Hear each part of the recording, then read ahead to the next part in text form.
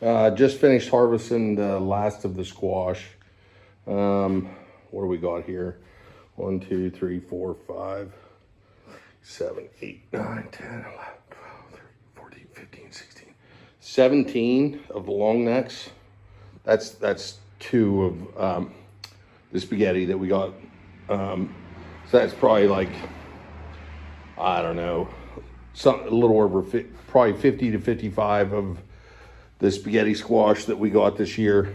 Again, this is Small Wonder. This is long neck Denise. Probably pronouncing that wrong, but we had 17 here, and I think there's probably 8 or 9 of these that had bug damage that we left for the chickens. On these ones, we probably had, I don't know, there was probably another 10 that I had to feed to chickens that had bug damage. Now these again were matured a little earlier, so we were feeding these throughout the season. I think there's 2 left out there that have damage for them.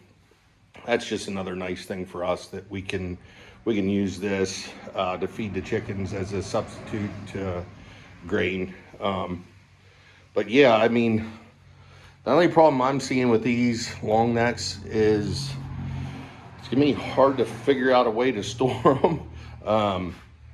Again, I would say these, again, from what my understanding, they're a form of a butternut.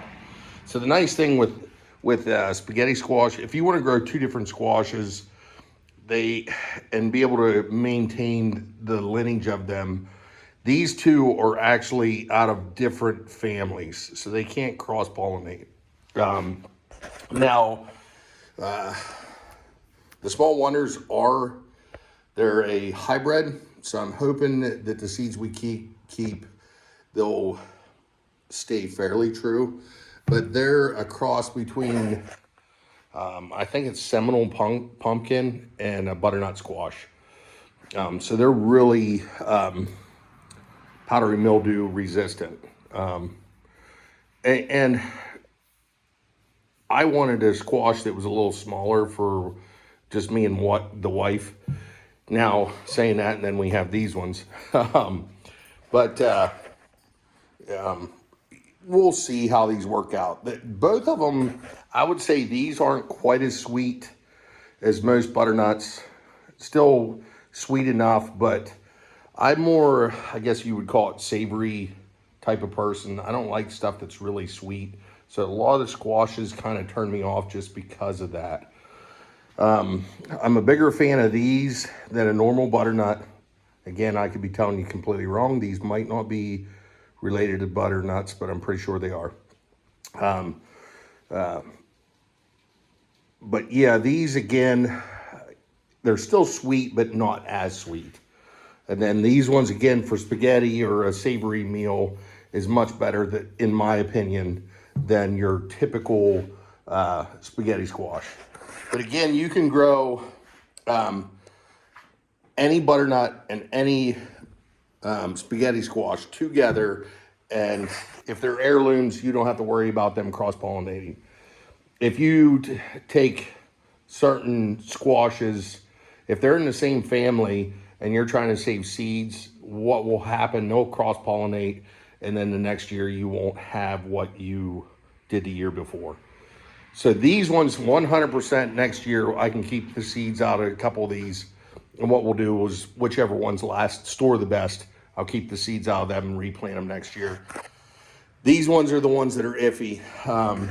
Supposedly they're getting close to being stable. And we'll see next year. I'll plant them and see what happens. Like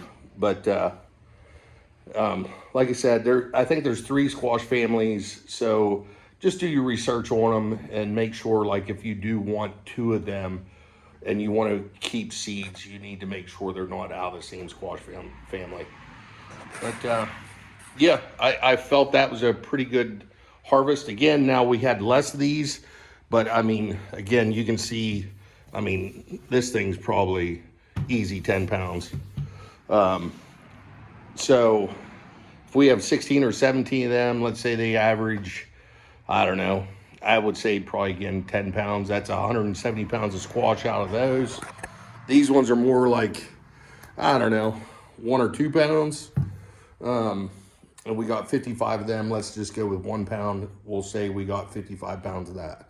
So in total, we would have 220, 225 pounds of squash.